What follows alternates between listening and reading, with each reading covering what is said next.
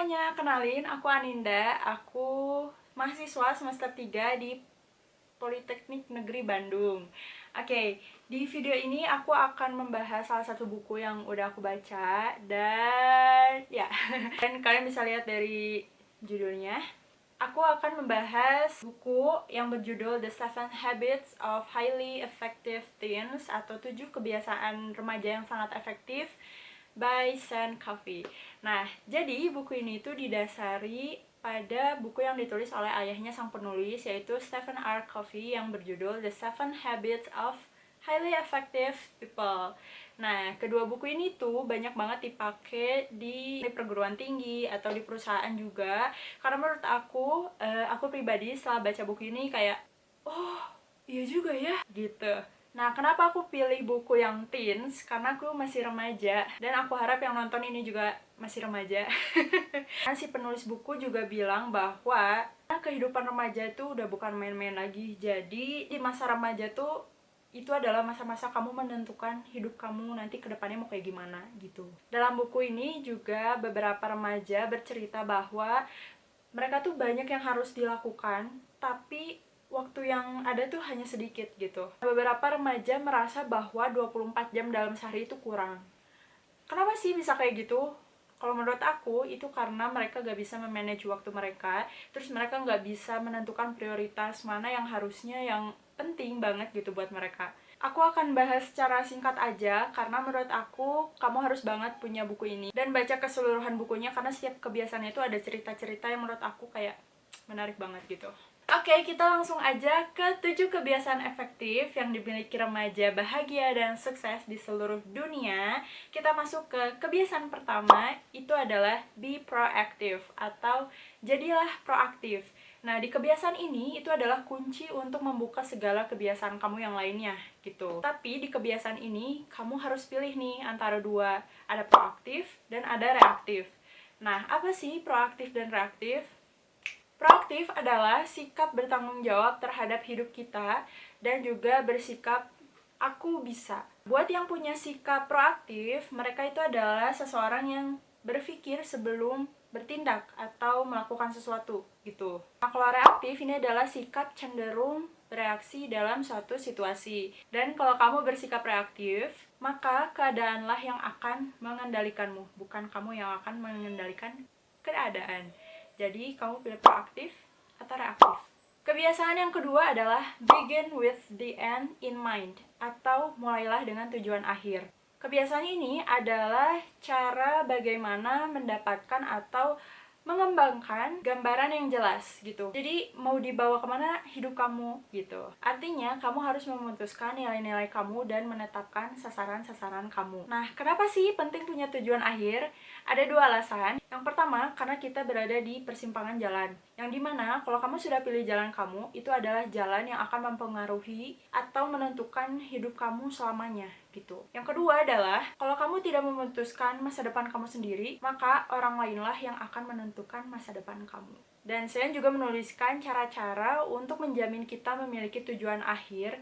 Itu yang pertama adalah kamu menuliskan pernyataan misi pribadi kamu. Ini mengenai apa yang kamu inginkan atau apa yang akan kamu lakukan, apa aja yang perlu kamu capai gitu. Kamu bisa tulis di notes atau di tab, terserah. Yang kedua adalah menentukan talenta-talenta kita. Kamu gak harus bisa nyanyi suaranya bagus, enggak. Itu gimana diri kamu sendiri gitu. Jadi apapun yang kamu punya, coba deh kembangkan gitu. Ketiga adalah kejarlah sasaranmu. Jadi kamu tadi udah nulis pernyataan misi pribadi kamu, terus kamu udah menetapkan sasaran-sasaran kamu juga. Nah, sekarang kejarlah sasaranmu itu. Caranya ada 5. 1, hitunglah biayanya. Hitunglah biaya yang harus kamu bayar untuk mencapainya. Yang kedua adalah tuliskan, karena kalau nggak ditulis itu cuma jadi angan-angan. Dan ini bener banget sih, pokoknya apapun yang kamu pengen, itu tulis aja di buku gitu. Yang ketiga adalah lakukanlah, karena nggak ada yang sifatnya coba-coba. Yang keempat itu adalah gunakan momentum yang tepat. Dan yang terakhir adalah ikatlah dirimu dengan orang lain. Coba deh kamu kasih tahu ke orang-orang apa yang kamu ingin lakukan supaya mereka bisa bantu kamu gitu. Dan nggak lupa juga kalau kamu harus mengembangkan bakat kamu dan menjadikan kelemahan kamu itu sebagai kekuatan kamu yang nggak pernah dimiliki oleh orang lain. Kebiasaan yang ketiga adalah put first things first, atau dahulukan yang utama. Nah, di kebiasaan ini tuh berbicara tentang prioritas, lalu cara mengatur waktu, dan juga belajar mengatasi rasa ketakutan, bertahan di saat yang sulit. Nah, selanjutnya Sean Covey membuat model kuadran waktu. Itu ada 4 kayak gini. Di kuadran pertama itu ada mendesak dan penting. Ini adalah tipe orang yang suka menunda-nunda atau bisa dibilang deadlineers gitu ya. Kayak misalnya kamu tahu besok ada tugas tapi dari hari ini tuh gak dikerjain, ya udah deh besok aja, keburulah sejam gitu. Nah itu jangan kayak gitu ya guys. Itu adalah kebiasaan yang buruk sih menurut aku, meskipun aku juga deadliner, tapi mari kita ubahlah. Lalu di kuadran 2 itu ada tidak mendesak tapi penting. Nah ini adalah tipe orang yang suka menentukan prioritas gitu. Nah di sini nih kita harusnya berada itu adalah di kuadran 2. Mereka yang mengerjakan PR tepat waktu, terus olahraga rutin meskipun banyak banget yang harus dikorbankan gitu. Kayak misalnya nonton drakor dikorbankan, ya aku udah deh olahraga aja gitu.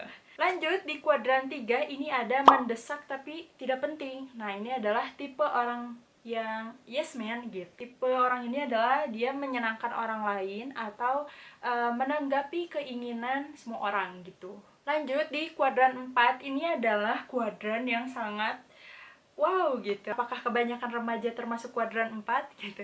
Kenapa? Karena dia itu adalah tidak mendesak dan tidak penting.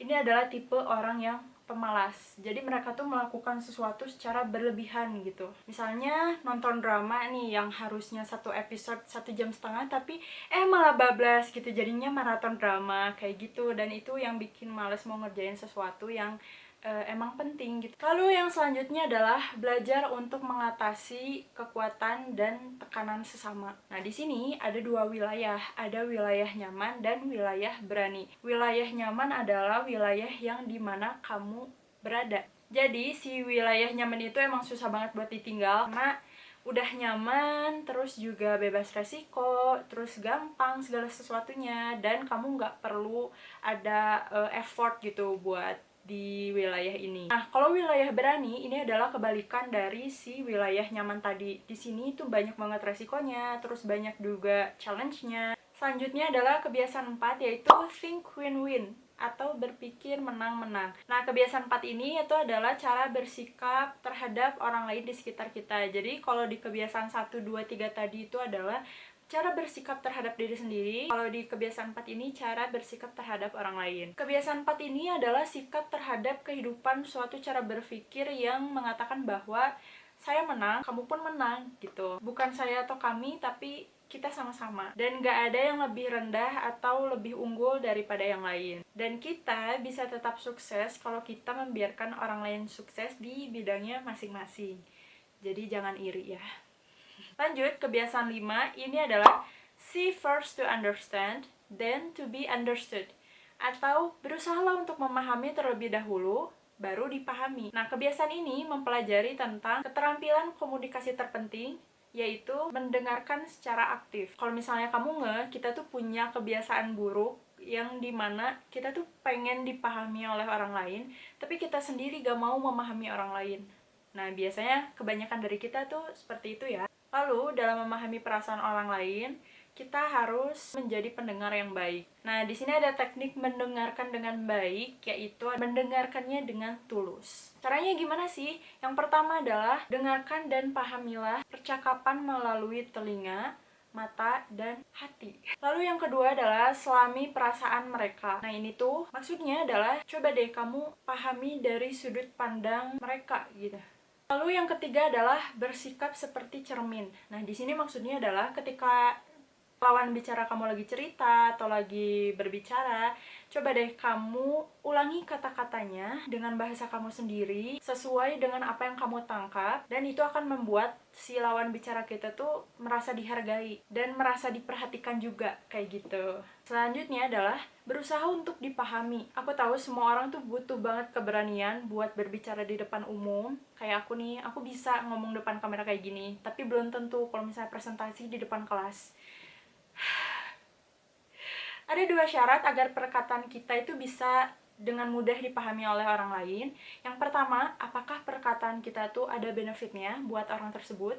Lalu yang kedua, sampaikan dari sudut pandang saya. Selanjutnya adalah kebiasaan 6, yaitu synergize atau bersinergi. Sinergi tercapai kalau ada 2 orang atau lebih yang bekerja sama untuk menciptakan solusi yang lebih baik ketimbang kalau sama sendiri aja. Nah, melalui kebiasaan ini, si remaja belajar bahwa hal itu tidak harus menjadi cara Anda atau cara saya, melainkan cara yang lebih baik dan cara yang lebih tinggi. Sinergi juga memungkinkan remaja untuk menghargai perbedaan dan lebih menghargai orang lain. Kebiasaan yang terakhir adalah sharpen the saw atau asahlah gergajimu. Nah, kebiasaan ini adalah kebiasaan mengenai menjaga ketajaman diri kamu gitu, biar bisa menangani hidup kamu lebih baik. Artinya, secara berskala memperbarui dan menguatkan keempat dimensi kehidupan kuncimu. Yang pertama ada tubuhmu, otakmu, hatimu, dan jiwamu. Misalnya nih, kamu itu harus meluangkan waktu untuk bisa makan dengan teratur, lalu tidur yang cukup gitu. Di setiap jam-jamnya sibuk kamu itu, kamu harus meluangkan waktu untuk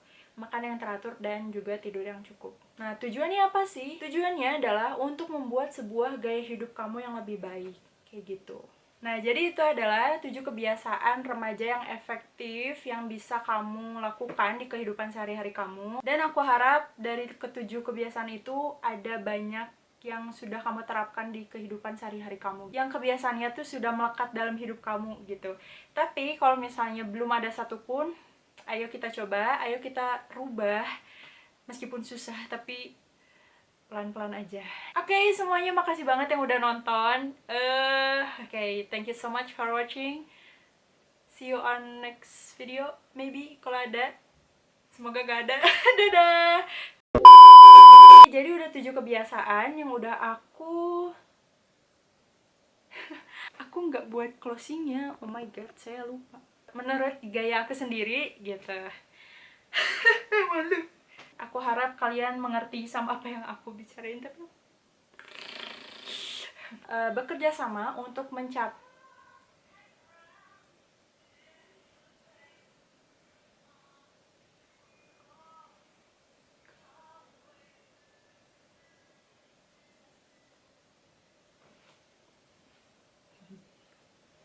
Aku akan bahas secara singkat aja karena menurut aku harap kalian mengerti sama apa yang udah aku bicarakan tadi dalam ke-7 kebiasaan remaja yang sangat efektif.